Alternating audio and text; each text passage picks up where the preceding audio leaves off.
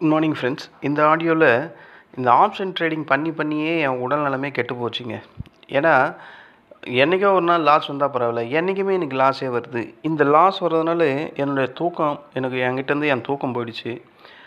அந்த அமைதியான அந்த சூழ்நிலை என் மனசில் சுத்தமாக இல்லை. சந்தோஷன்றது சுத்தமாக போயிடுச்சு.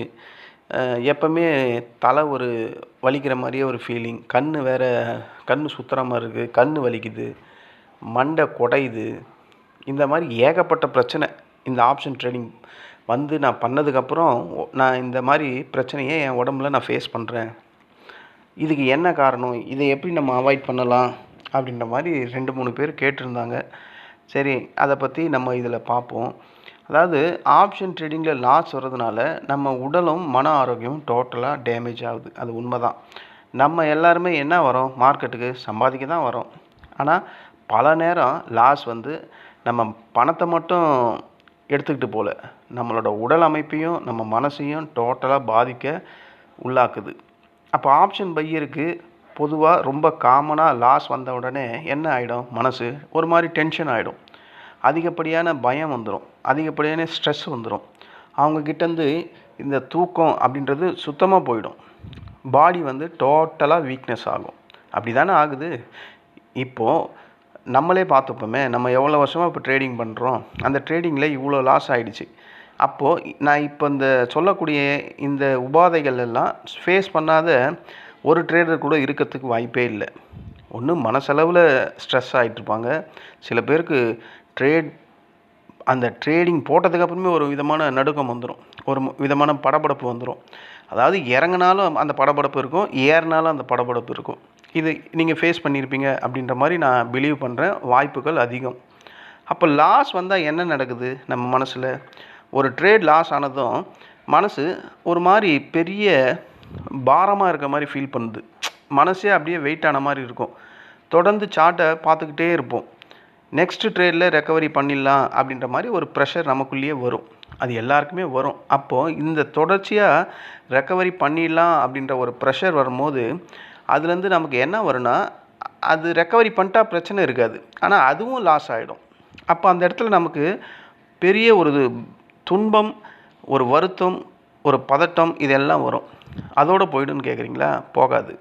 பிபி இன்க்ரீஸ் ஆகிறதுக்கான வாய்ப்புகள் இருக்கும், பல பேருக்கு இருக்கும். அந்த மாதிரி இந்த ட்ரேடிங்கால் எனக்கு இந்த மாதிரி டிசீஸ் வந்திருக்கு அப்படின்னு யாராவது நீங்கள் ஃபீல் பண்ண விருப்பம் இருந்தால் வீடியோவில் கமெண்டில் சொல்லுங்கள். இல்லை இதெல்லாம் ஏன் நான் பப்ளிக்காக சொல்லணும்னு ஃபீல் பண்ணிங்கன்னா சொல்ல வேணாம், ஓகேங்களா? ஆனால் என்னென்ன பாதிப்பு வரும்ன்றது எனக்கு தெரியும்.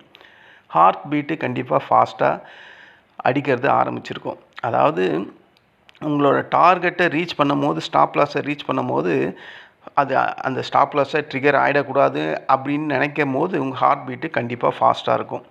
ஸ்லீப் வந்து கண்டிப்பாக பெரிய லெவலில் டிஸ்டர்பன்ஸ் ஆகிட்டே இருக்கும் ஒவ்வொரு நாளும்.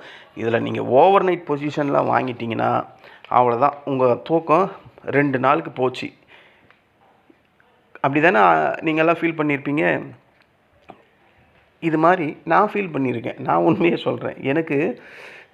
எனக்கு என்ன மாதிரி உடல் உபாதை வரும்னா, எனக்கு ஃபேன் ஓடிக்கிட்டு இருந்தாலும் லாஸ் வந்துருச்சுன்னு வச்சிங்களேன், வேர்க்க ஆரம்பிச்சிடும். ஒரு மாதிரி பாடியே லேசான மாதிரி ஆகிடும், உடம்பே எனக்கு லேசான மாதிரி ஆகிடும். இதை நான் ஃபீல் பண்ணியிருக்கேன். அதனால் எனக்கு இந்த மாதிரி சிம்டம்ஸ்லாம் நான் ஃபீல் பண்ணதுனால சொல்கிறேன். உடலில் என்னென்ன மாதிரி பிரச்சனைகள் வரும் அப்படின்னு கேட்டால், கண்டினியூஸாக இதே மாதிரி ஸ்ட்ரெஸ்லேயே நம்ம இருந்துக்கிட்டே இருக்கிறதுனால, ஒரு நாள் ஸ்ட்ரெஸ்ஸு, சரி 2 நாள் ஸ்ட்ரெஸ்ஸு, 3 நாள், வருஷக்கணக்காக இதே தானே லாஸ், இப்படியே தானே லாஸ் பண்ணிக்கிட்டே இருக்கோம். அப்போது இது இப்படியே இந்த ஸ்ட்ரெஸ்ஸு நம்ம உடம்புல இன்டியூஸ் ஆகிக்கிட்டே இருக்கிறதுனால தீராத ஒரு தலைவலி வந்துடும். தூக்கம் கண்டிப்பாக போயிடும். சாப்பாடு சரியாக இறங்கவே இறங்காது. இன்னும் அதிகப்படியாக சொன்னால் இந்த ஹார்மோன் இன்பேலன்ஸ் அப்படின்னு சொல்லக்கூடிய விஷயங்களும் நடக்கும். என்னடா இப்படி சொல்கிறேனே நடக்காதுங்க. அந்த செக்ஷுவல் வீக்னஸ் கூட வர்றதுக்கு வாய்ப்பு இருக்குது. ஏன்னா நடக்கிற லாஸை வந்து நம்ம வீட்டில் ரொம்ப பேர், நான் பேசுகிற எல்லாரையும் கேட்டால் வீட்டில் யாருக்குமே தெரியவே மாட்டுது, சொல்ல மாட்டுறாங்க. நான் கூட சொல்லலை இது வரையும். அதாவது சொல்லலைன்னா அப்படி இல்லை, கடந்த காலத்தை நான் என் ஒய்ஃப் கிட்டே சொன்னது கிடையாது. இவ்வளோ லாஸ் பண்ணேன்லாம், இவ்வளோ லாஸ் பண்ணிவிட்டேன், அந்த லாஸை ரெக்கவரி பண்ணிட்டேன் அப்படின்னு தான் சொல்லிக்கிட்டு இருக்கேன். அந்த மாதிரி நான் அதாவது ஒரு 70% சொல்லிட்டேன், 30% சொல்லலை. ஆனால் சில பேர் வந்து சொல்லவே மாட்றாங்க. அப்போ அந்த வருத்தம், அந்த ஸ்ட்ரெஸ்ஸு, அந்த துன்பம் எல்லாம் அவங்கக்கிட்ட கன்டினியூஸாக இயர்லி வைஸ் இருக்கும்போது ஒய்ஃப் கிட்ட மூஞ்சி கொடுத்தே பேச முடியாது. ஏன்னா அவங்களுக்குள்ள ஒரு கில்ட்டினஸ் இருக்கிறதுனால ஒய்ஃபுக்கிட்ட ஏனோ தானோ அப்படின்ற மாதிரி தான் பேசுவாங்க. அப்படி தானே இருப்போம். ஏன்னா நமக்குள்ளேயே ஒரு அந்த கில்ட்டினஸ் இருக்கிறதுனால வீட்டுக்கு தெரியாமல் இப்படி பண்ணுறோம். அது வந்து நம்ம கையில் கூட இல்லை காசையும் தொலைச்சிட்டோம். அதை சம்பாதிக்கிறதுக்கு வழியும் இல்லை. மறுபடியும் நம்ம அதில் போய் பண்ணால் இன்னும் லாஸ் ஆகுது. அப்போ இந்த நிலமையில் நம்ம எப்படி ஒய்ஃப் கிட்ட சொல்ல முடியும் அப்படின்ற ஒரு துன்பம் நம்மளை வந்து பேசக்கூடாது, உண்மையை சொல்லக்கூடாது. அதனால் இந்த மாதிரியா பிரச்சனைகள்லாம் உடல் ரீதியாக வர்றதுக்கான வாய்ப்புகள் அதிகம். ஆனால் சில பேர் ஜென்யூனாக என்ன நடந்தாலும் ஒய்ஃப் கிட்ட சொல்லிடுவாங்க. ஏன்னா நாளைக்கு ஏதாவது பிரச்சனையை பெருசாக ஆகிறதுக்கு முன்னாடியே இப்போவே சொல்லிட்டா பிரச்சனையிலேருந்து எஸ்கேப் ஆகலாம் அப்படின்றவங்க சில பேர் இருக்கவும் வாய்ப்புகள் இருக்குது. அதிகப்படியாக சொல்லாமல் ட்ரேட் பண்ணுறவங்க தான் இருப்பாங்க அப்படின்ற மாதிரி நான் ஃபீல் பண்ணுறேன். சில பேர் சொல்கிறதுக்கும் வாய்ப்பு இருக்குது. ரொம்ப ஜென்யூனாக இருந்தால் அவங்க கண்டிப்பாக சொல்லிடுவாங்க. இது ஏன் இந்த மாதிரி நடக்குது ஆப்ஷன் ட்ரேடிங்கில் அப்படின்னா, எல்லாருமே பிஸ்னஸ் பண்ணுறாங்க, எல்லாரும் எல்லா பிஸ்னஸ்லையும் ஜெயிச்சு வராங்களான்னா இல்லை. எல்லோரும் அந்தந்த பிஸ்னஸில் அவங்கவுங்க பிஸ்னஸ்க்கு ஏற்ற மாதிரி லாஸ் வரும், ப்ராஃபிட் வரும். சில நேரத்தில் அந்த பிஸ்னஸை தொலைஞ்சு கூட போகலாம். ஆனால் ட்ரேடிங்கில் மட்டும் ஏன் இந்த மாதிரி பிரச்சனை எல்லாருக்கும் வருது அப்படின்னு கேட்டால், ஏன்னா ட்ரேடிங்கிறது ஹை ரிஸ்க்கு. இந்த ட்ரேடிங்கில் ஹை ரிஸ்க்கு, ஃபாஸ்ட் மணி கான்செப்ட்டு, ஃபாஸ்ட்டாக மணியை எக்ஸ்பெக்டேஷன் பண்ணுறது, ஈஸி மணி கான்செப்ட்டு, இந்த மாதிரி இருக்கிறதுனால தான் இதெல்லாம் நடக்குது. அதாவது தொடர்ந்து லாஸ் வந்தால் நம்ம டோட்டலாக எமோஷன் ஆகிடுறோம். எமோஷன் ஆனாவே என்ன ஆகிடுவோம், ஓவர் ட்ரேட் பண்ண ஆரம்பிச்சிடுவோம். ஓவர் ட்ரேட் பண்ணால் என்ன ஆகிடும், அதிகப்படியான லாஸஸ் வந்துடும். இந்த ப்ராப்ளம் தான் ஆணிவேரே ஒவ்வொரு ட்ரேடர்ஸ்க்கும். இந்த ஆணிவேர் வந்து ஆணிவேரோட கதை உங்களுக்கு தெரியும்ல, நம்ம சின்ன வயசுலலாம் படிச்சிருப்போம். பூமியில் போச்சுன்னா சுற்றி போய்கிட்டே இருக்கும். இருக்குது. இப்போ ஒரு வீட்டாண்ட ஒரு வேப்ப மரம் வளருதுன்னா அந்த வேப்ப மரம், புளிய மரம், ஆலமரம் இதோட வேரெல்லாம் வீட்டையே பொழந்துக்கின்னு உள்ளே வந்துடும். அந்த மாதிரி நம்மளோட லைஃபோட ஜேர்னியே இந்த ட்ரேடிங் வந்து சீரழிச்சிடும். கரெக்டாக ட்ரேட் பண்ணலைன்னா, கரெக்டான மைண்ட் செட்டில் கரெக்டான பிரின்சிபலோடு பண்ணலைன்னா கண்டிப்பாக பெரிய லெவலில் ப்ராப்ளத்தை உண்டு பண்ணும்.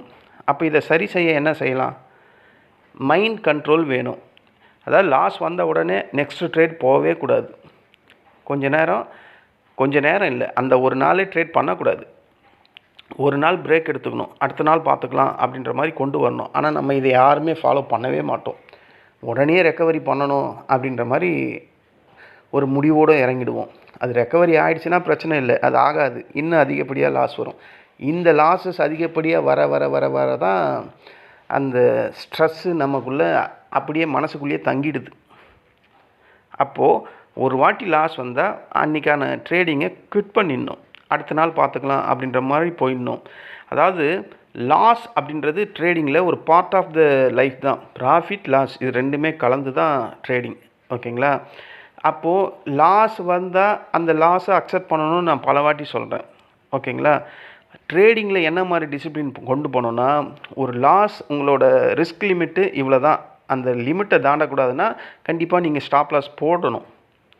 ஸ்டாப் லாஸ் போட்டு ட்ரேட் பண்ணுங்கள். ஒரு நாளுக்கு இவ்வளோ தான் லாஸு அப்படின்ற மாதிரி ஒரு லிமிட்டை ஃபிக்ஸ் பண்ணுங்கள். ரிவெஞ்ச் ட்ரேடிங் அப்படின்ற நினைப்பே உங்கள்கிட்ட வரக்கூடாது. அதை டோட்டலாக அவாய்ட் பண்ணுறங்க.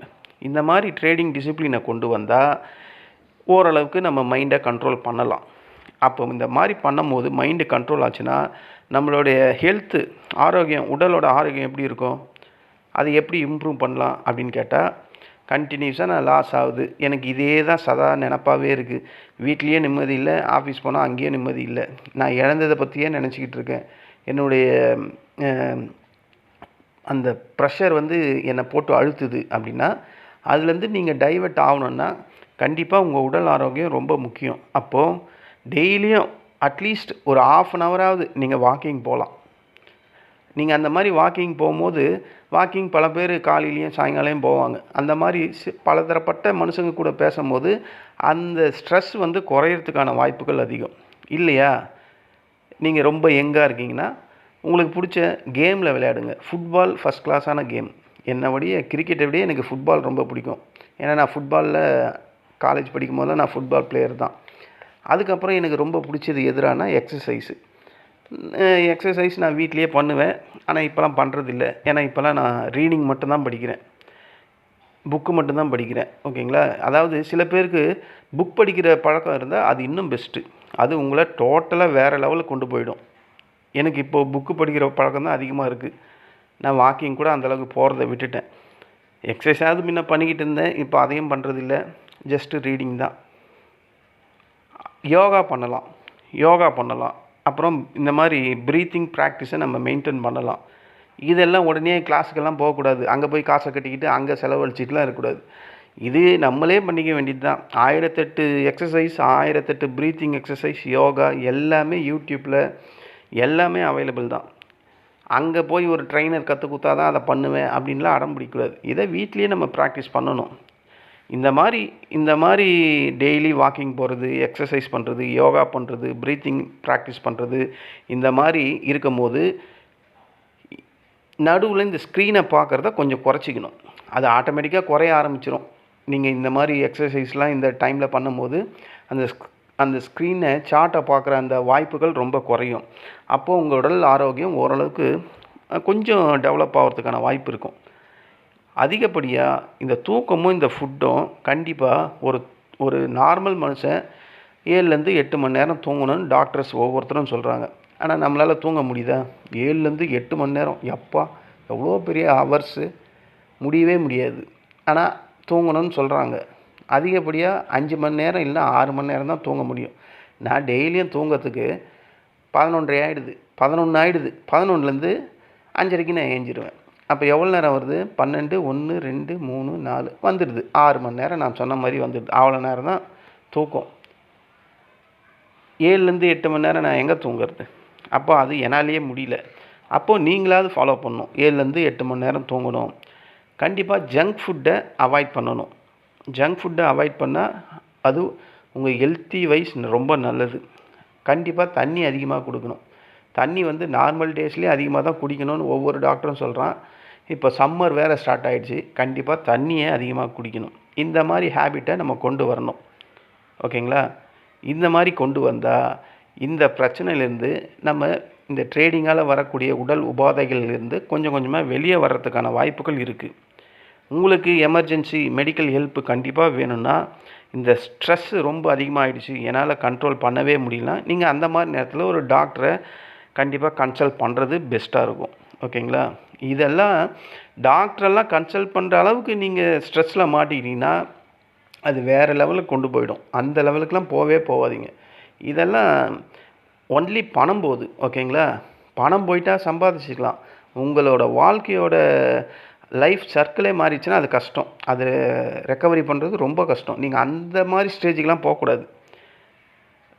என்னடா பணம் தானடா போச்சு அப்படின்ற மாதிரி எடுத்துக்கணும் லாஸ் பண்ணாலும். ஓகேங்களா? அப்போது இந்த ஸ்ட்ரெஸ்ஸு மன அழுத்தத்துக்காக டாக்டரை போய் பார்க்குற அளவுக்குலாம் போகக்கூடாது. அது எக்ஸ்ட்ரீமோட கடைசி எண்டு. அது அந்த மாதிரி போகிறது. அந்த மாதிரியெல்லாம் போகக்கூடாது. மன அழுத்தம் இயல்பாக இருக்கிறத விட நார்மலாக இருக்கிறத விட ரொம்ப அப்நார்மலாக ஆகிடுச்சுன்னா கண்டிப்பாக நீங்கள் ஒரு கவுன்சிலிங் கண்டிப்பாக பார்க்கணும். ஓகேங்களா? மெடிக்கல் ஹெல்ப் தேவைப்பட்டால் மட்டும்தான். ரொம்ப ஒரு எச்சரிக்கையாக என்ன பண்ணணும்னா, இது ரொம்ப ரொம்ப முக்கியமாக ஒரு எச்சரிக்கையாக நீங்கள் ஃபாலோ பண்ணணும். இந்த சோஷியல் மீடியாவில் வரக்கூடிய ஆடு 5 டேயில் நீங்கள் இழந்த காசை ரெக்கவரி பண்ணிடலாம், லாஸை ரெக்கவரி ஸ்ட்ராட்டஜி என்கிட்ட இருக்குது, என்னுடைய ஒர்க் ஸ்டேஷனில் நாங்கள் எல்லா விதமான ஸ்ட்ராட்டஜியும் சொல்லி கொடுப்போம், நீங்கள் எவ்வளோ லட்சத்தை இழந்தாலும் நாங்கள் அதுக்கான ஸ்ட்ராட்டஜிலாம் வச்சுருக்கோம் அப்படின்னு சொல்லக்கூடிய நியூஸஸை கண்டிப்பாக நீங்கள் ஃபாலோ பண்ணவே கூடாது. ஃபாலோ பண்ணுறதில்ல, அந்த மாதிரி ஆடை நீங்கள் பார்க்கவே கூடாது. இது மிகப்பெரிய எச்சரிக்கை. ஏன்னா அவன் சொல்லிட்டு போயிடுவான், நாங்கள் எங்கள் ஒர்க் ஸ்டேஷனில் இந்த மாதிரிலாம் பண்ணுறோம், அது பண்ணுறோம், இது பண்ணுறோன்னு. அவன் ஒன்லி டீச்சிங் தான் பண்ணுவான். உங்களுக்கு பேக்கில் இருந்து கைட்லாம் பண்ண மாட்டான். சொல்லி கொடுக்குறத யார் வேணால் சொல்லிட்டு போகலாமே. ஆனால் அங்கே ரியலாக ஒர்க் பண்ண போகிறது நீங்கள் மட்டும்தான். ஓகேங்களா? அப்போது அவன் சொன்ன மாதிரி மார்க்கெட் நடந்தால் லாபம் வர்றதுக்கு வாய்ப்பு இருக்குது. மாறி போச்சுன்னா அப்போ அது இன்னும் லாஸஸ் ஆகும், உங்களோட ஸ்ட்ரெஸ்ஸு இன்னும் அதிகமாகும். அந்த மாதிரி பெரிய லெவல் லாஸுக்கு போயிட்டால் உங்களோட அந்த ஸ்ட்ரெஸ்ஸு இன்னும் பெருசாக ஆகிடும். ஸோ இந்த மாதிரி முக்கியமான எச்சரிக்கை நான் சொன்ன இந்த சோஷியல் மீடியாவிலேருந்து வரக்கூடிய எந்த ஒரு நிகழ்ச்சியுமே பார்க்கக்கூடாது, எந்த ஒரு ஆடுமே பார்க்கக்கூடாது. கடைசியாக மார்க்கெட்டில் லாஸ் கண்டிப்பாக வர்றதுக்கு வாய்ப்புகள் தான் அதிகம். ஆனால் அந்த லாஸ் வந்து உங்கள் லைஃப்பை பாதிக்கக்கூடாது. அதில் பணம் மட்டும்தான் போகுது, இதில் உயிரே போயிடும், லைஃபே போயிடும். அந்த லெவலுக்கு நீங்கள் போகக்கூடாது. ஓகேங்களா? மணியை விட ஹெல்த்து தான் முக்கியம் அப்படின்ற மாதிரி நீங்கள் ஃபோக்கஸ் பண்ணணும். சரியான மைண்ட் செட் இருந்தால் இந்த ட்ரேடிங் வந்து சேஃபு.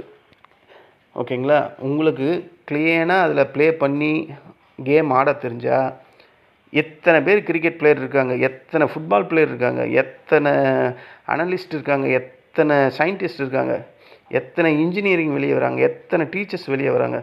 இதில் ஏங்க சில பேர் மட்டுமே நல்லா ஷைன் ஆகுறாங்க, பெரிய லெவலில் போகிறாங்க. அதே மெத்தட் தாங்க இதுலேயும். நல்லா தெரிஞ்சவங்க, நல்லா பழகுங்க, நல்ல எக்ஸ்பீரியன்ஸை கேதர் பண்ணுறவங்க இம்ப்ரூவ் பண்ணி மேலே வராங்க. கிரிக்கெட்டில் தோனின்னு சொல்கிறோம், விராட் கோலின்னு சொல்கிறோம், மற்ற பிளேயர்ஸ்லாம் ஆடுறாங்கல்ல, ஏன் அவங்களெல்லாம் இவங்களுக்கு ஈக்குவலாக நம்ம சொல்கிறது இல்லை? அது மாதிரி ஒவ்வொரு ஃபீல்டுலேயும் அதே மாதிரி தான் இந்த மார்க்கெட்டிங்லேயும்.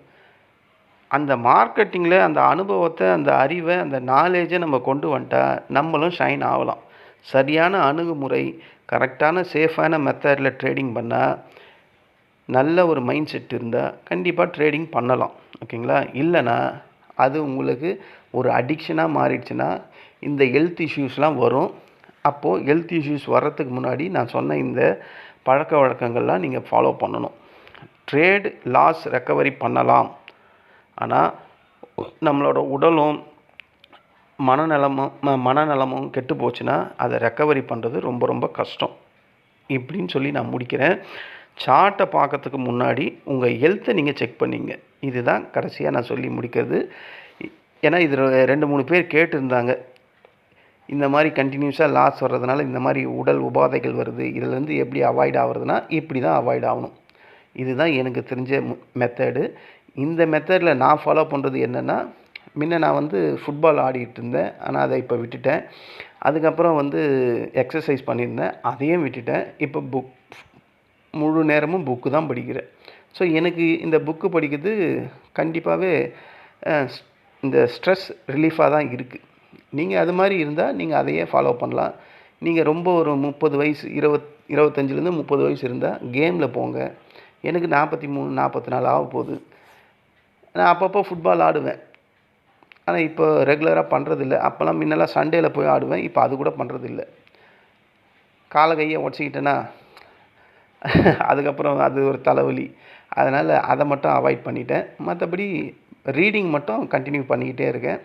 நீங்கள் இது மாதிரி ஏதாவது ஒன்று ஹேபிட்டை உங்களோட ரெகுலர் லைஃப்பில் அதை ரெகுலராக டெய்லியும் 3 வேளை சாப்பிட்ற மாதிரி, டெய்லியும் 2 வேளை குளிக்கிற மாதிரி, அதையும் இத்தனை மணி நேரம் நம்ம படிக்கணும் அப்படின்ற மாதிரி கொண்டு வந்துட்டிங்கன்னா இந்த மாதிரி ஸ்ட்ரெஸ்லேருந்து வெளியே வர்றதுக்கான வாய்ப்புகள் அதிகம். நன்றி, வணக்கம்.